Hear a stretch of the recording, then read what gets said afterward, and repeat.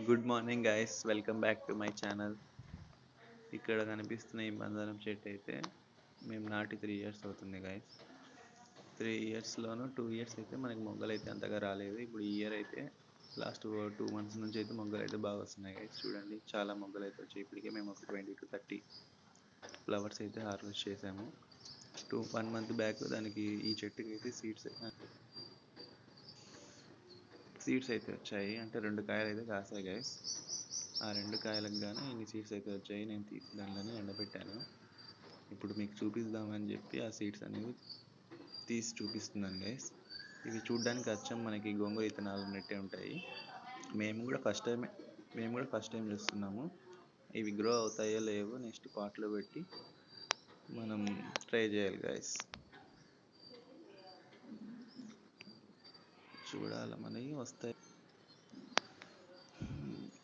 ఈ ప్లాంట్ అయితే మనకి ఇన్ని సీడ్స్ అయితే ఇచ్చింది.